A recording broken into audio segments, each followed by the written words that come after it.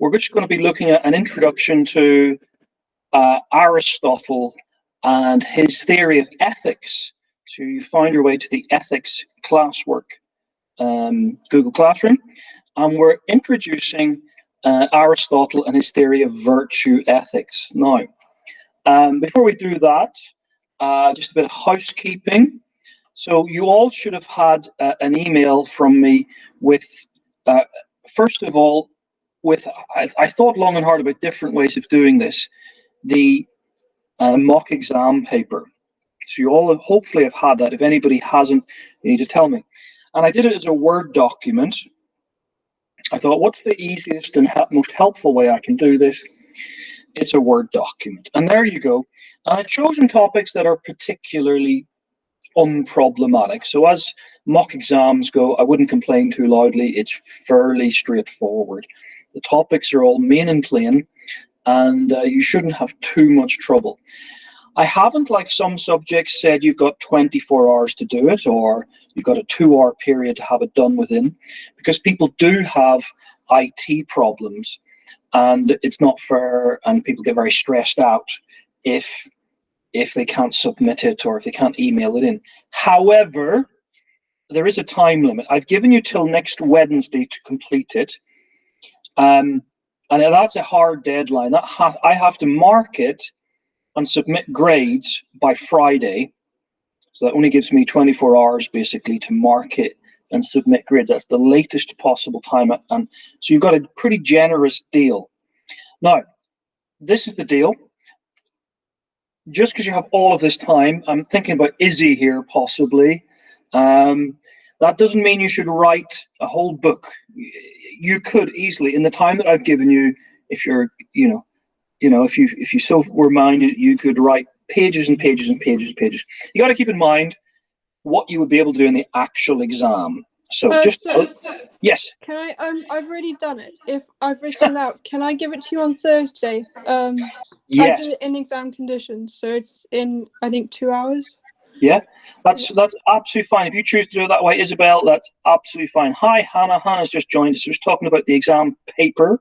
I've emailed you. And yes, you can hand it to me. That was one of my thoughts, is you could physically give me a copy on Thursday.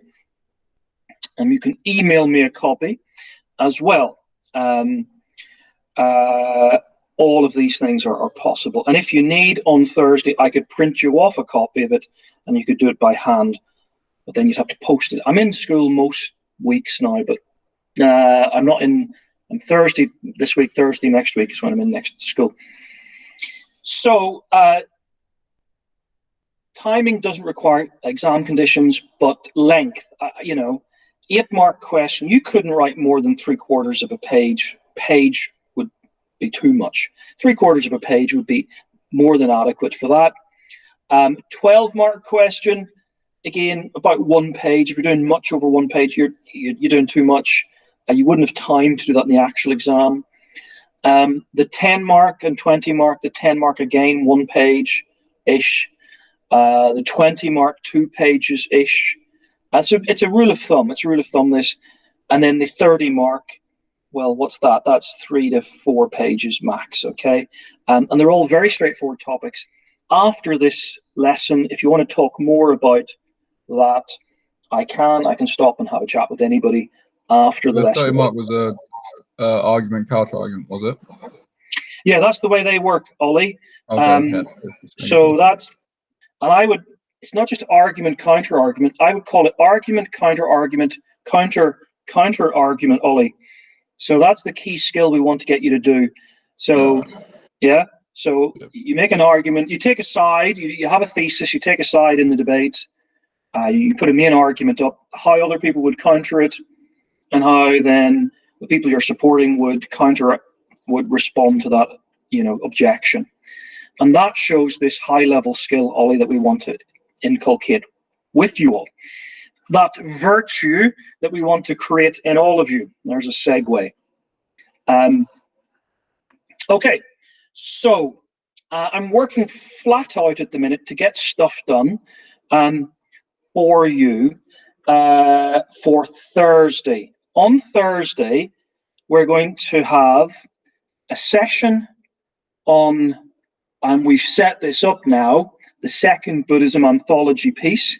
I have written a guide that doesn't exist anywhere else in the world.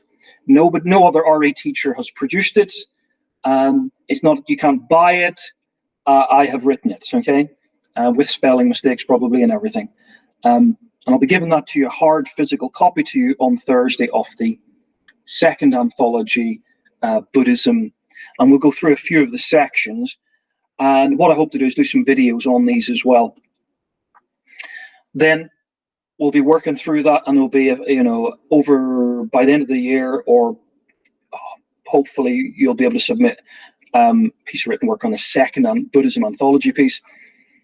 And in the second session, we're going to do an ethics anthology piece.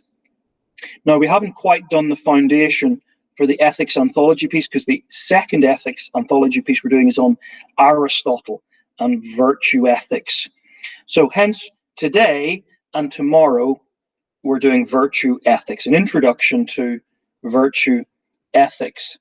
So, in the classwork folder, I'm not presenting, am I? I need to present now. Oh, that's not the right one. This is the right one. Present now. So in the classwork folder, just to get us started, can you find the lesson start task? Looks like this. And just log in.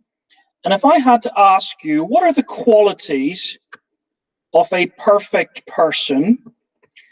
What would you write? So put your name on the left so we don't get confused. And then, now you can't think of me. You're not allowed to picture Mr. Kernahan as the perfect person. If I was in class, I would probably be picking on Ben at this point. He's here, so I can't pick on him anyway, but you know what I mean. What qualities would you expect of the perfect person? And then a little bit more difficult, can you think, what would be the goal or the aim of a perfect person's life? Okay, so what sort of qualities do you think of when you think of perfect people? And if you asked a perfect person, why are they living? What's the purpose of their life? What might they say? Yeah. Okay, so we'll give you a couple of minutes, a minute or so, just put some ideas in. Cracking stuff here.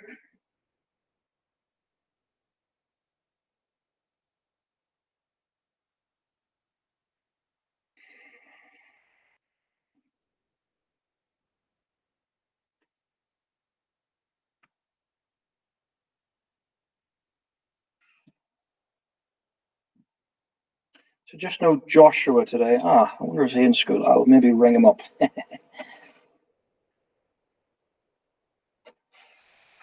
Where's my, there it is, lesson start. Sure, this tab instead. Okay, let's just have a quick overview of what you said. So Ben says patience, yeah. Patience is a virtue, Ben. Well done. The concept, and then the purpose might be the concept of, has a sense of obligation, duty. A sense of obligation or duty for what? That's the question, Ben. What should we be obliged? And what's the ultimate thing we should be obliged to do? What is the ultimate thing we have a duty to be or to do in our lives? Kimberly mentions compassionate. Very Buddhist of you, Kimberly. And by the way, there's some lovely links, some synoptic links between virtue ethics and Buddhism. The 6 paramitas, the 6 virtues of the Bodhisattva and Buddhism is all about virtue ethics. What are you becoming, the Buddha would ask. Are you? And the Mahayana Buddhist would ask, have you become a compassionate, a karuna-orientated being?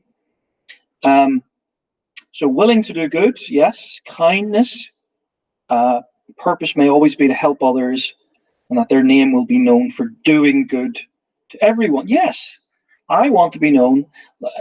Yes, that sort of eulogy, the idea of eulogy virtues, or the idea of what you want people to say about you when you're dead. It's a sobering thing to think about. The curriculum vitae virtues, which are kind of typically productivity and You know, that's fashion and so on, versus this one's thinker has talked about the eulogy, what people say about you when you're dead. Hannah, good intentions, absolute goodness. Yes, a person who intends to do the right thing. Goodness, a good person, yes. They go to heaven in a God sense, yes. They achieve salvation. And we're going to come to that. We're going to come in a couple of lessons' time to the Catholic Thomas Aquinas as a thinker on virtue. And the chief end of man is to love God and enjoy him forever. So salvation. Ollie says, an unbiased calm. Very Buddhist of you, Ollie. An unbiased calm. You can observe in an aloof way. Yeah, the Buddha would be proud of you, Ollie. Isabel, a willingness to help others. Yes, happiness. Well, there's an interesting idea. Well, happiness. Again, very Buddhist, very Mahayana. Courage. That's a great word. Sincerity. All good answers, folks. All good answers. Right. Done my best, but I'm still playing a little bit of catch up here on today's lesson. Have a look at my PowerPoint. If you've got pen and paper, you might want to make some notes on what we're doing on today, introducing the virtue ethics of Aristotle. So we've thought about the qualities that are good to have. More difficult is this question of what is the goal of a good life? In the film Saving Private Ryan, the character who's Private Ryan says, ponders at the end of his life, Private Ryan ponders at the end of his life, did I live a good life? Was I worth saving? What were my qualities? A related question is, why do we just do the right thing without thinking? Which is often, you guys are good. Most of the time, most of you do the right thing. And I think that's the way with most people. It would be too pessimistic to say everybody does the wrong thing all the time. It's just not true. Most people, most of the time, do good. Why do they, not flip a switch and start being a serial killer or start being, why do we do that? Well, this is our question today. So, in the chronology of the 6 units, we're skipping one. There's a reason for that. I like the idea of topping and tailing the summer with the 2nd and 3rd anthology pieces. And there's other reasons for the way these go together. I could explain further to do with other topics that need, to talk about philosophy of language in philosophy before we do it in ethics, I think, as well. So we're doing it a little bit out of sync. And we're not doing it in quite the same order as the exam board do it. So they would do Kant, and then they would do Aristotle, Immanuel Kant, and then Aristotle. So today we're looking at an introduction to Aristotelian virtue ethics, particularly the idea of Euadaimonia, whatever it is. So this is what the exam board says in Unit 5, and you notice it begins with Kantian Deontology. That's rule-based ethics, and it talks about 2 scholars, W.D. Ross and Thomas Nagel. Fascinating, but doesn't actually use Kant as a named scholar. Well, you can't really do Kantian Deontology without talking about Kant, so I suppose that's why they've done it that way. And something similar with Aristotle and virtue ethics. It's called Aristotelian virtue ethics, but Aristotle isn't a named scholar. But again, they're assuming we will have to look at the historical origin of virtue ethics in Aristotle, and then we look at modern examples of virtue ethics. So Philippa Foot and Alistair McIntyre's, yes, 2 very important exponents in the 20th century of virtue ethics. And then we'll think about the strengths and the weaknesses of virtue ethics. So I want somebody to help me out here. So this is the general gist here. the general overview. We have, if you remember, I might have mentioned at the beginning of the year, there's some ethics that is teleological. For example, utilitarian situation ethics. Let me see, either in the chat or shout it out. Yeah, let's pick on Ben. In the chat or shout it out. What is the, welcome Florence. What is the definition of teleological? Which of these three things teleological ethics goes with?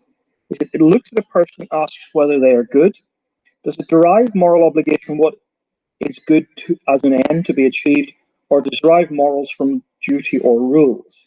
What do you think, Ben? Good, the second one. All right, Flo's just arrived, so I'm going to pick on her. Virtue ethics, does it look at the person and ask whether they are good or derive morals from duties or rules? You can either shout it out or put in the chat. The first. Well done. And then obviously deontological ethics is duty-based, Kantian ethics. Now notice virtue ethics. Virtue ethics looks at a person and asks whether they are a good person. A good person. Now, notice the link here that you could click on. There is a nice summary of virtue ethics done by something called Crash Course Philosophy, and a general introduction to Aristotle. Listening to that video in your own time would be very, very helpful. I am going to show a little video clip in a minute, but not that one, just because I don't want to be here for an hour and a half, okay? So I would encourage you, after this lesson, to go and look at Crash Course Philosophy, Aristotle. So in the little pink box here, we're thinking of virtue as agent-centered. Agent-centered. It's not about so much the consequence. It's not about the action, whether the action is right or wrong, whether the consequence is right or wrong. It's about whether the agent is a good or bad person, has virtue. Whatever the consequences of their actions, whatever the rightness or wrongness of their action, are they becoming virtuous people is the question to ask. And this is Aristotle's, the center of Aristotle's virtue ethics. So, deontology is Kant, one more time. Teleology is utilitarianism, situation ethics. But I suppose deontology would also include natural moral law, but virtue ethics is agent-centered. So I'm going to take you through for about 20 minutes, and then I want to play one little video. Well, actually, I'll maybe begin with this video, just to give an introduction. And you can watch the whole video. There's a fantastic series of videos that are there for you to access from Ethics Online. They're actually free on the Ethics Online website, but I've posted them variously up here. So I'm going to play just a little section of the Ethics Online video on virtue ethics, just from about a few minutes in, so I don't have to play it all. And Odysseus, someone who aims the highest, whose name revered tradition. His most famous renditions, all 27,000 lines learned by heart, being the Iliad and the Odyssey. This is Homer. During his performances, Homer's dramatic genius brought to life the adventures of heroes and heroines whose names we still recognize today: Odysseus, Penelope, Hector, Achilles, as they pitted their wits against sirens, cyclops, witch goddesses, and sea monsters. And in all of these heroic tales, one word recurs, used over and over again to describe what these heroes were like: arete, a word often translated as virtue, but meaning something more forceful, like someone who aims the highest. In the Iliad and the Odyssey, Arete is manifested by the strength, bravery, and wit of Homer's heroes, often in the most hazardous of situations and in the most unexpected of ways. Odysseus, for example, on returning home after 20 years away, discovers that opportunists are devouring his estate and suitors competing for his wife. Odysseus shows his enemies no mercy, a quality we might consider virtuous today, and slaughters everyone who's at fault. Homer tells us that Odysseus, manifesting as he does the power of a warrior king, displays Arete.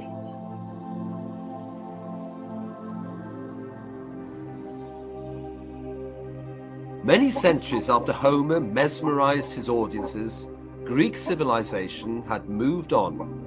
Socrates was a very new and different kind of Greek hero. This Athenian philosopher dedicated his life not to physical mastery, but to the pursuit of moral and intellectual mastery. For Socrates, an unexamined life is no life at all. And the most important question we can ask is, what is the purpose of life, and how do we achieve it? Questions asked by subsequent philosophers, including Aristotle in his hugely influential work, NICOMACHEAN Ethics. For Aristotle, ethics is a practical science, a science that can be realized and mastered by doing. And while every rational human activity aims at different types of good, some goods are better than others. We study our A levels because we wish to go to university. We wish to go to university because we desire the good of success. We desire to succeed in order to, and so on and so on. Aristotle's point is that the good of receiving an education is subordinate to the good of success. Ultimately, however, there is a supreme good to which all lesser goods ultimately aim. This is the telos, the goal, the aim, and the purpose of life. For Aristotle, defining the supreme good is easy. It must be happiness. For happiness is something we want in and of itself, and not because it leads to still some other good. Aristotle dismisses popular views that happiness is physical pleasure or wealth.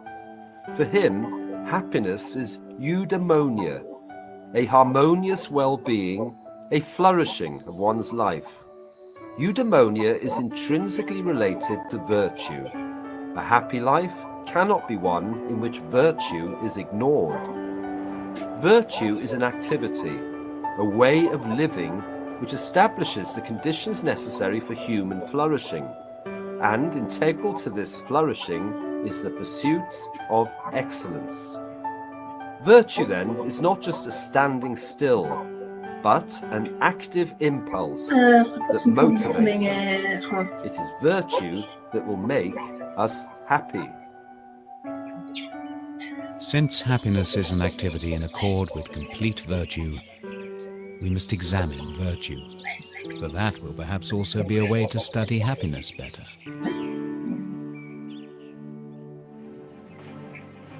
Happiness, then. Okay, I'm going to pause that there and just have a few quick questions from what we've just heard on happiness. And all right, let's pick on some people from what we heard. Let's go through. Kimberly, who was the poet that was referred to, the Greek poet who wrote the Iliad and the Odyssey? Do you remember?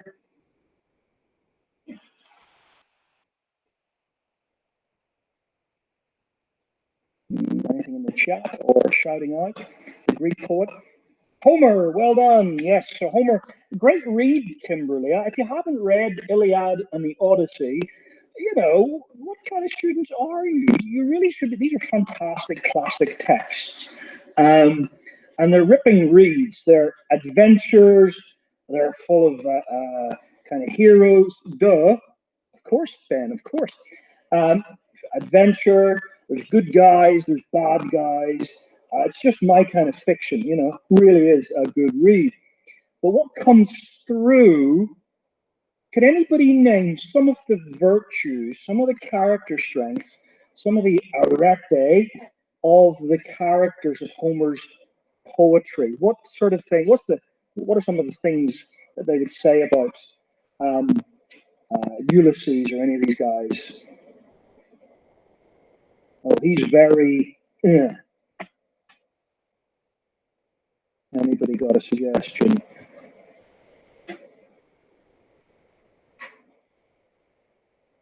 Let me pick on Hannah. Hannah, when you think of a warrior, Penelope is loyal. Yeah. Penelope is loyal. Yes, absolutely. Florence, what about, or Hannah, what about warriors?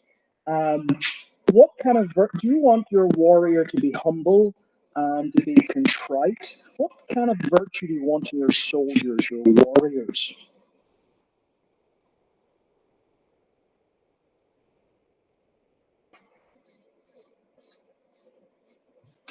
Looking at the chat, listening out. Courage, yes, Kimberly, I would say courage. You want your soldiers to be brave and courageous. Absolutely, Hannah. Fantastic. Bravery, courage. Now, soldiers who are too courageous are what's called foolhardy. They run into battle and then they get killed straight away. But soldiers who don't take up arms and don't fight are cowardly. I'll come back to that thought in a second. So I'm going to take you through what we just heard. And we're going to be looking at Aristotelian virtue ethics, the historical and cultural influences on virtue ethics from its beginnings. So we're thinking of Aristotle, who really developed it, but he didn't entirely develop all of it. He borrowed from Homer and some others before him to develop his theory. So it begins with Aristotle. Aristotle, though, was a student of Plato. Ultimately, Aristotle would come to reject most of Plato's teachings. And in the picture here, we can see it. The disagreement on the left in red is Plato, on the right is Aristotle. Plato is pointing up to the universals, to the top, as it were. Aristotle's pointing down to the particulars, and this is the difference between the two. Plato would say ethics is absolute, it's universal. There is a form of the good. Aristotle would say, no, we have to discover the purpose from below to discover what is a good thing. So they had a disagreement that gave rise to a fundamental dispute in moral philosophy. What is good? Is good something transcendent, upstairs, as a form of the good, or is it something downstairs, in this world, embedded in it? Plato gave a sort of metaphysical account of goodness in the sense of transcendent account. He regarded the good as something real.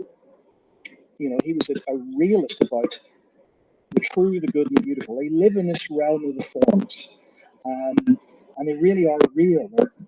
And if you could go there, you could actually meet them. And this realm of the forms with the good is the ultimate reality, which is the source of everything, including our being. It's our job to contemplate the good. That's the ultimate aim of philosophy. The contemplation of the true, the good, and the beautiful that are in the realm of the forms. Aristotle disagreed. He criticized Plato. He rejected Plato about goodness. He instead gave a naturalistic and psychological account of good. It's part of our natural dispositions as human beings. We look to psychology, we look to our own desires. That's a key word, desire. What is it we desire? And then we can figure out what is it that is the right thing to do. The key word is purpose or cause. Remember Aristotle's theory of causation. We'll come back to that in a second. All human beings have a purpose or a function. A lot of exams use the word function a lot. It's a functional approach to ethics. Or a teleos. Now, this can get confusing because it's not quite a teleological theory of ethics in the sense of it's consequential. But it is about the goal or the purpose of being a human. Ethical life means living in tune with our natural purpose, which the very principal purpose is to live a rational and a virtuous life. So it has this teleological flavor, but it's not consequential. It's teleological in the sense, what is our goal? What is our purpose? And a complete explanation of anything would include its final cause or goal or purpose. It would realize its potential and go from its actual state to its potential state. Again, remember the design argument, the four causes of Aristotle: the material, the efficient, the formal, and the final cause. Well, knives, the final cause of a knife is to cut. The final cause of a human is to think, is to be rational. For human beings, the ultimate goal is human flourishing.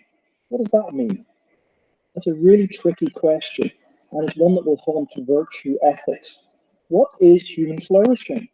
Was Hitler a flourishing human being? Was Pol Pot and Genghis Khan and all the other dictators who lived very nice lives, who in many ways thought of their lives as flourishing, what is the flourishing life? Well, according to Aristotle, it's developing those characteristics best suited to the realization of a virtuous human being. Now, at this point, you want to say, this sounds circular. And there's a bit of that going on here. It's part of the criticism of the theory. Is virtue ethics even a system of ethics? Because it doesn't say what we have to realize in a way. But his emphasis was on what people do, not on what people do, but on the kind of person they are. It's a great question. If I ask you, what kind of person are you becoming? What are you today? What do you hope you become tomorrow? The question of being is a good one. Do you hope to be a kind person or a malicious person? It's about practicing acts, if you want to do that, of kindness. If you want to be a kind person, then you have to practice acts of kindness until by habit you just do it without thinking. And it becomes established in your character. So virtue ethics, the reason to be good is so that you can become a good person. In the yellow box on the side, virtue ethics then is about character, fulfilling your ultimate goal, human flourishing, developing good characteristics. But there is a little niggling question there we'll come back to. Another lesson to look at strengths and weaknesses. Now, you saw in the video the idea of Homer and the virtues of Homer and his books, the Iliad and the Odyssey, that Aristotle could draw upon to write his book, NICOMACHEAN, Ethics. Now, we're talking a very long time ago. Homer's works are perhaps as old as the 9th century BCE. Hugely old. I mean, that's as old as some of the Hindu religion things. He's fundamental to the Greek culture and conception of what a true society was. Homer's stories, his mythology are vital. This guy Haubeck says Homer he gave Homer the title, the teacher of Greece. The teacher of Greece. And there are similar stories. Uncle Ben's Cabin. There's a famous story about a narrative that did more to undermine racism in America than anything else. And it's just a book that everybody read. And empathetically, you felt, I must change my way. Maybe it should be republished today in today's climate. Homer was the teacher of Greece. His stories were written as poetry, epic or very long poetry. He outlines through his great epics, his great poems, the Iliad and the Odyssey, the exploits of characters, and he crafts these characters with their virtues and their vices, their strong points and their weak points, their strengths, their arete.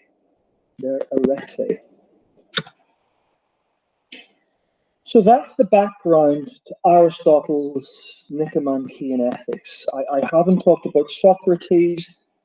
The wise life is the examined life, is a famous phrase.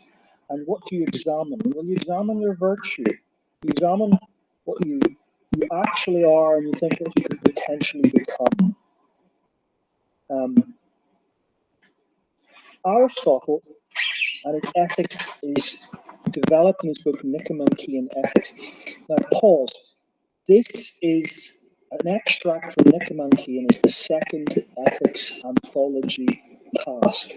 The booklet you'll get on Thursday, I've put up on the website already, and it's a section of Aristotle's Nicomachean Ethics. So this is all foundation to what we'll do on Thursday in terms of Nicomachean Ethics. What it does not do, that utilitarianism, situation ethics, natural moral law sought to do, is offer what you might call normative ethics. It refrains from making final claims about right and wrong. In effect, what Aristotle is doing, putting a system which is ariatic, meaning to develop excellencies. It doesn't quite say what excellencies you should develop and you should avoid. Well, but then it does. It's kind of interesting that. The focus is on becoming a character, to develop as an individual, these ariatic virtues. And the key word here is desire. What you desire to be. Tell me what you love, and I'll tell you what you become. We are what we love. I read a book recently saying you are what you worship. And we are fundamentally desiring creatures. That is what humans are. And Aristotle is very aware of our animal lower nature. Aristotle thought that the purpose in life is to become happy. Who doesn't want to be happy? What does it mean to be happy? Is it just, well, there are different answers to that. How do you become happy? By practicing the skill of virtuous behavior. If you want to become a kind person, practice random acts of kindness. But the ultimate aim is not just to be a kind person, but to do enough of these actions that lead to enough of these virtues that, as a whole, you could say you have lived the well-spirited life, or the life of Euadaimonia, or the life of flourishing. And this refers to when a person is practicing and feels they have fulfilled their potential to become virtuous. Pleasure, desire, is part of this. He doesn't deny the physical body and the desires that come from it. Pleasure, he thought, is most important for the forming of a virtuous character, to be like and dislike the right things. The key is to get yourself to like the right things. If you want to live a healthy life with a healthy physical body, you got to start liking exercise, start liking cabbage and carrots and all that stuff. Then it's good for you, honest. So this is the key word for today's lesson: Euadaimonia. We're learning a bit of Greek here. There it is in the original Greek. And Euadaimonia, in summary, then is that there are these virtues that lead to the good life, the life of Euadaimonia. And you have to develop lots of them. And the person who aims to cultivate, that's an interesting word, a very similar word in Buddhism. To cultivate these qualities is maximizing their potential for a happy life. The quality of happiness is Euadaimonia, in the sense living well. Right, that isn't quite what we think of as happiness, because you might be living well but feeling pain. His idea of happiness is sort of more intrinsic. Eudaimonia is not a means to an end, it is the end, so it's of intrinsic value. It should be desired for its own sake, not only for the individual, but also for society. Without virtuous individual, Franklin Roosevelt said, you cannot have a democratic society. Isn't that interesting? Without virtuous citizens, democracy fails. Anybody doing politics, go and think about that. A person who's developed virtue will be able to act in an integrated way, getting satisfaction from doing the right thing because it is the right thing, because you become the right sort of person, not for the consequences, not because there's a rule that says you should do it, but because of the kind of person you want to be. They will not act in a particular way, either because they ought to, or because they want to do so, but because they have identified the right way to act. If I do this, I will become the kind of person I want to be. So it's claimed eudaimonia is an objectively desirable state and means living well. Well, is it? There's an interesting question. Is it a good thing to live the flourishing life? Or can we question that? We might want to question that. So in the detail of this, just 5 more minutes on the detail of this. I'm just going to pause there and ask, anybody want to ask anything about eudaimonia? I'm going to check the chat and see if anybody's got any questions here I've missed out on. So Hannah asks, what does intrinsic value really mean? All humans born with it are given it by God. Well, what a fantastic question. The word value, anybody got a view on this? I don't want to spout on here. I've heard enough of myself. What do you think? How do you establish intrinsic value? Is it something you can establish some way, by some extrinsic thing that you've got, or is it given by God? Anybody got a view on this? I want to shout out response to Hannah's question. Ben says, I think a classical theist would argue that all value comes from God. Spot on, I would say you're absolutely right. While your agnostics and atheists would believe value is intrinsic. I prefer to think of value as intrinsic is due to the scarcity of limited resources. An interesting point of view. So the question of value is actually, and significance and worth, is closely linked to, well, a conception of what a person is. Is a person on one extreme side made in the image of God, has the sanctity of life? And you're absolutely right, Ben. That's what theists would argue. Therefore, the fallout of that is value is obvious. Are you just a speck on a speck on a speck, flying through space? Then everything's accidental. Well, it's hard to follow, not follow Nietzsche and some of the existentialists and just say embrace the darkness, embrace the fact that life has no value and no meaning. You have to exercise the will to power.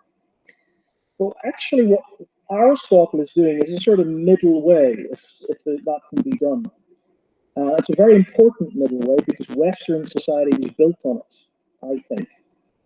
The idea of natural rights or natural value, given the idea of teleology or purpose, has glued our society together for hundreds of years.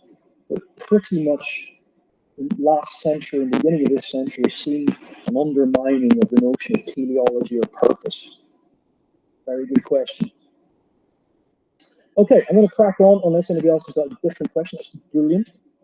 Ben, fantastic. So Aristotle, the detail in 3 steps And we'll come back to this on Thursday when we look at the detail of NICOMACHEAN ethics. So step number one, this is absolutely vital you get this. Everything, whether a person or a group, is directed towards some kind of aim. That's a belief. It's something you can challenge, and indeed has been radically challenged today. We'll come to it. We'll think of the example of sexual ethics.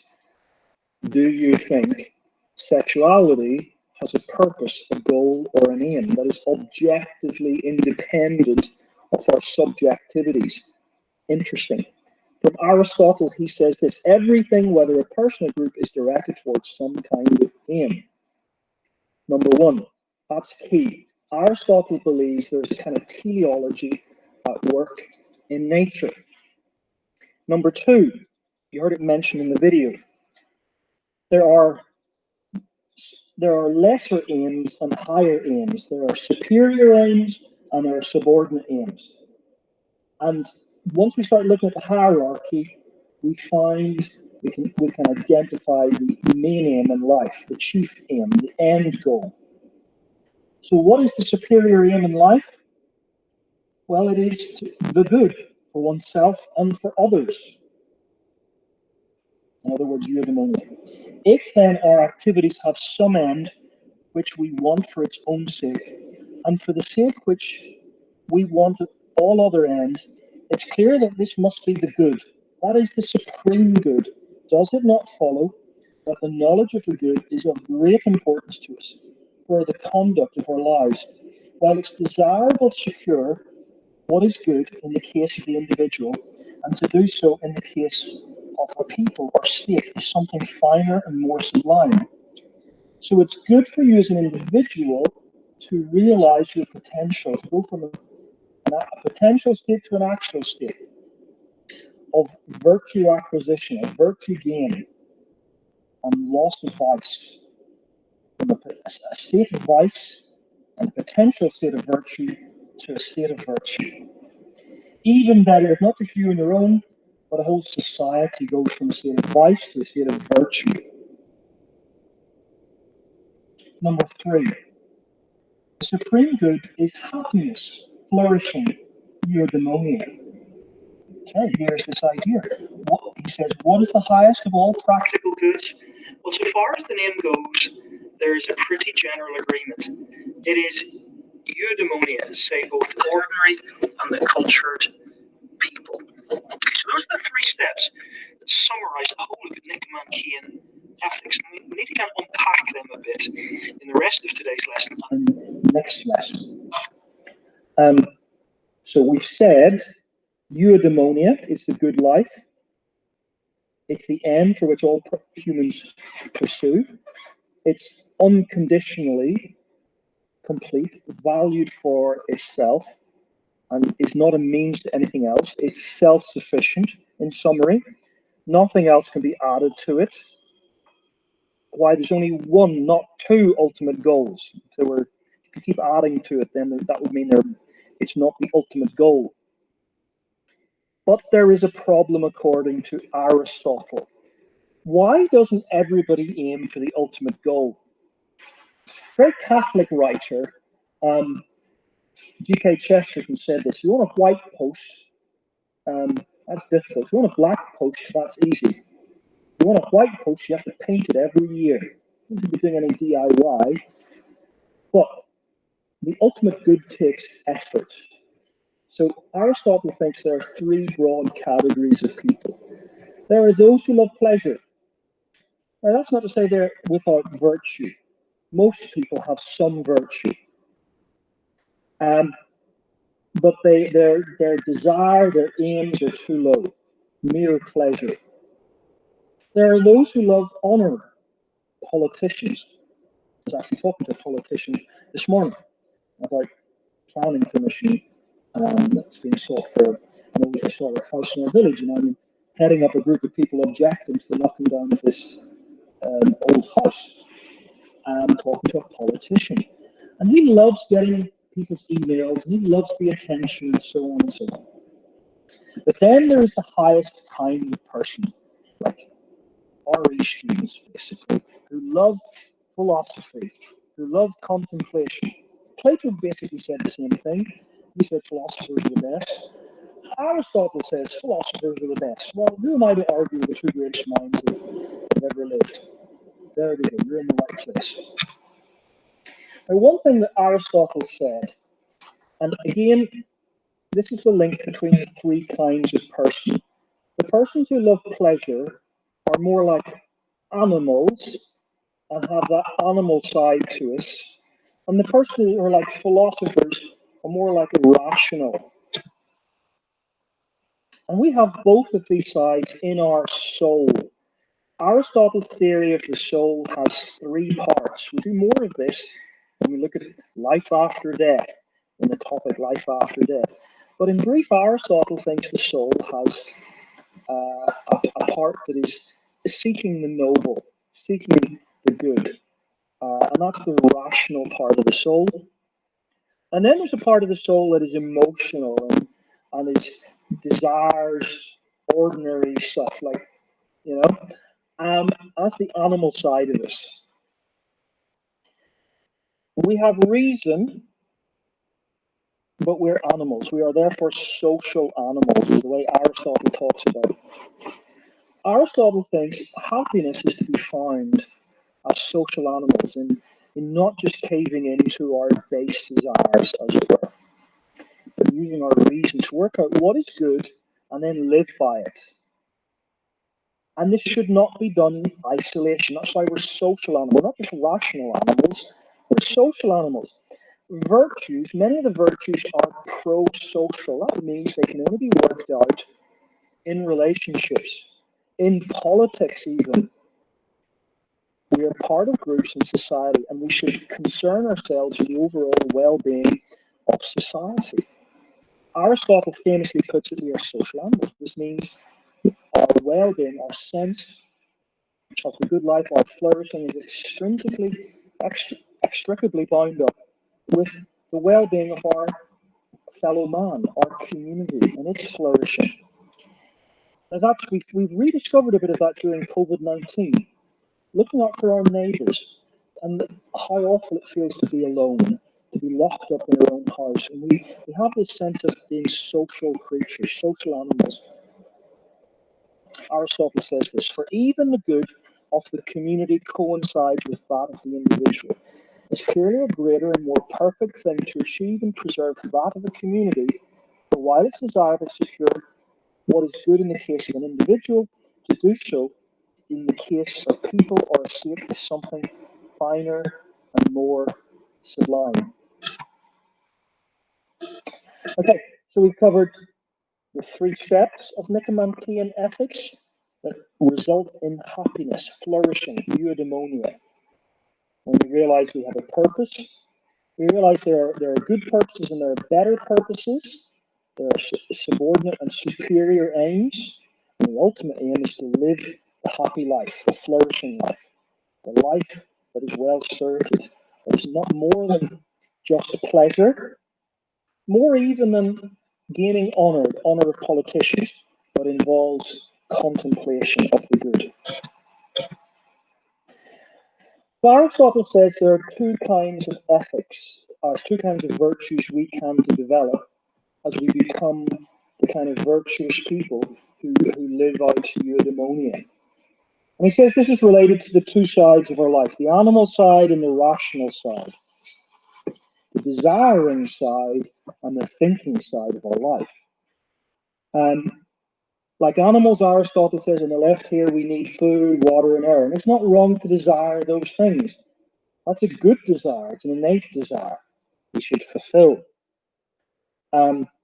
Yet we have the capacity for rational thought, what he called contemplative reasoning, in a logical way, about things that are not purely empirical, sensory, but we can imagine. We have this incredible capacity to think and imagine.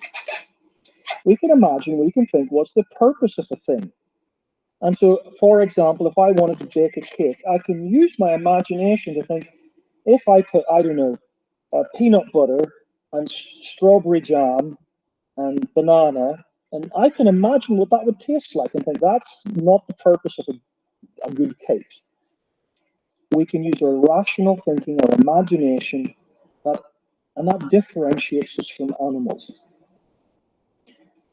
Aristotle is very pro-animal. They have a sort of soulishness that's less than our soul, because our soul has greater rationality. But they have soulishness as well. He says, he argues, despite man's intellectual pursuit, we don't still live practically in the world. Therefore, we must pursue moral virtues. Moral virtues are lesser virtues than intellectual virtues, but they're necessary virtues to live practically. Imagine if nobody was honest, how the world would be. Imagine if everybody would steal everything all the time. Moral virtues are intensely practical, and the person who has no moral virtue is at a great disadvantage. He will be excluded naturally from communities and societies because he cannot get along, he cannot rub along with other people. So morality is intensely practical. The question only then is, what are the moral virtues we should inculcate, we should encourage? And he lists these as courage and temperance, liberality, being able to give and be generous, magnificence, holding your wealth lightly, good temper, being agreeable in company, being witty, I like that, being able to tell a joke, and modesty. He sees these as practical virtues. The good Athenian, the good Aristotelian disciple is aiming to become the perfect person. These are the moral virtues, at least, along with the intellectual virtues, they would need to live practically in a social setting. What then are the intellectual virtues? Now, this comes out of his academic theory. He says there are three kinds of virtue. Nous, which is intelligence, apprehends the fundamental truth, like definitions of self-evident principles, axioms, and so on. I remember talking to Ben about this earlier in the year, about are there such things as axioms? A very Aristotelian way of talking about that. The second group of intellectual virtues he talked about, episteme, science. So this is more like skill with inferential reasoning, proofs, syllogisms, demonstrations. And then the last kind of intellectual virtues are the either theoretical wisdom, combining fundamental truths with valid necessary inferences to reason about unchanging truths.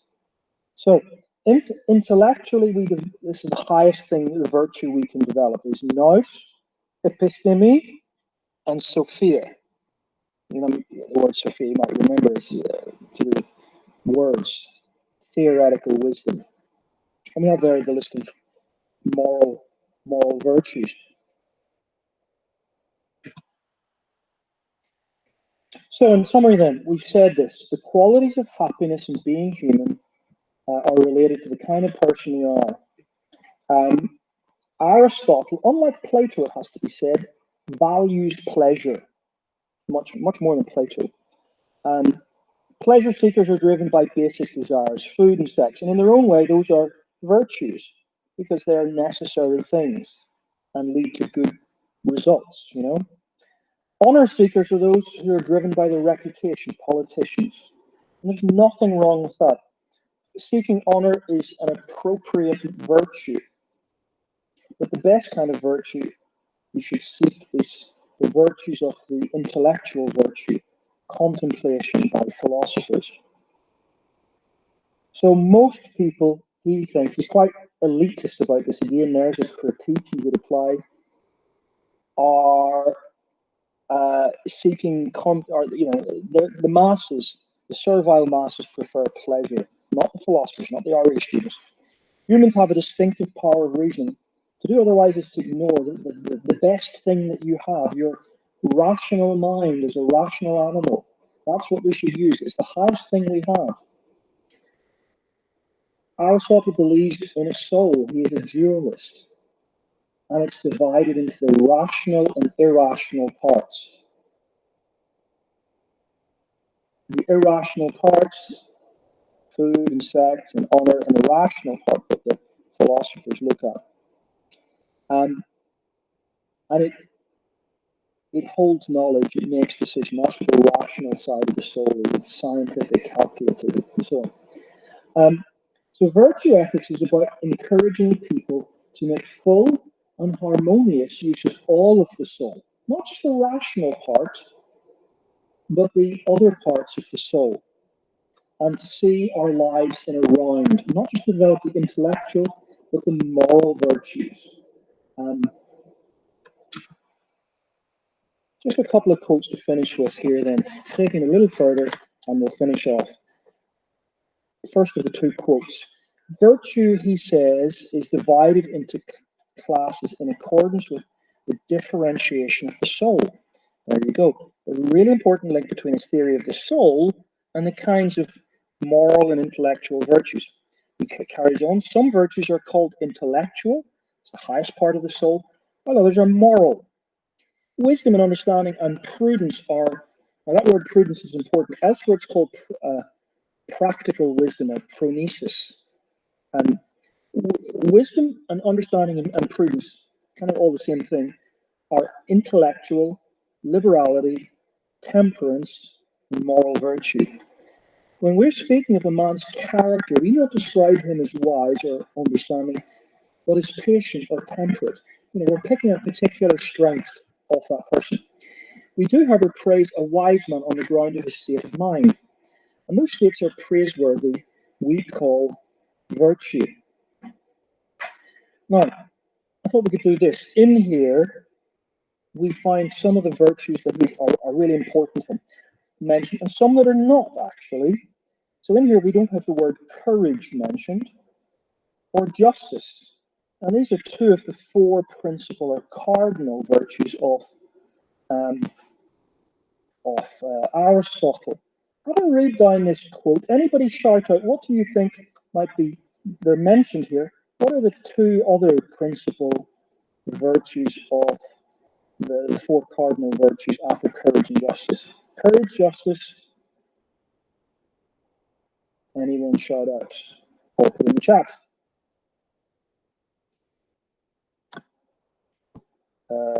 Come back to philosophical zombies if I can, as much as my head can take at the minute then. What does the quote say? Well, let's look at this middle sentence. Wisdom, understanding, and prudence. That word prudence, pronesis, practical wisdom. It's kind of what he would call a keystone or signature virtue. It's a gateway to all other virtues. The second cardinal virtue, without prudence, these other things don't happen, is temperance. Now, we think of temperance as bad. He doesn't drink alcohol. But what he has in mind here is neither too much nor too little. I know when I've had enough, as the temperate person says. So courage, justice, prudence, and temperance are the four cardinal virtues of Aristotle. Now, what about us today? What might we say about Aristotle, particularly the first step? And I wanted to point this out from the very beginning, how problematic it is. It isn't just people engaged in the sexual ethics debate more recently who have a problem with the claims to there being a set purpose in biology. Look at this. Jean-Paul Sartre, who claimed existence precedes essence, argues against Aristotle, that there is some purpose that precedes biology or what we are. Existence precedes essence. What we are is just what we are. For Sartre, there are no ground plans, there is no functions embedded within us, there's no teleology. In fact, man is thrown into the world like one tosses an empty crisp packet into the bin. Life is quite meaningless, and it's up to the individual alone to bring purpose to it. We live in a very existentialist age. Teleology has been thrown down. Aristotle rejected, which had kind of dominated a lot of Western thinking. Very interesting. And we find expression in this today. The individual alone gets to decide the meaning of their life, the purpose of their life. Nobody can tell me about my biology. Nobody can tell me about my purpose, my goal, but me. Certainly not some old dead philosopher from a long time ago. The origin of this criticism, you might argue, is existentialism. Jean-Paul Sartre. Okay, we're ready to summarize today. What I want you to do is give me a bullet point each on something you've learned from today's lesson. And I'm just going to pop in and add a doc to do this in the Google Slides. So lesson, it's called lesson N. It'll be there in 30 seconds. Lesson N. I'm just putting it in now. It's coming table.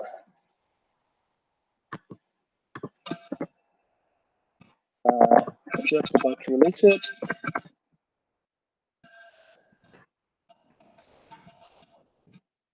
Okay. So if you can find the doc that says lesson end or untitled, which is coming in now in the Google Classroom, and there it is. It's just popped in just now. And put your name in and just try and lock in maybe one thing. Maybe you've learned the word arete, or maybe you've learned the word eudaimonia. Maybe you've thought about the idea of Aristotle's idea of a social animal. Aristotle's theory of the soul, that we have the highest part is rational. What is it you've learned about Aristotle's theory of virtue ethics today?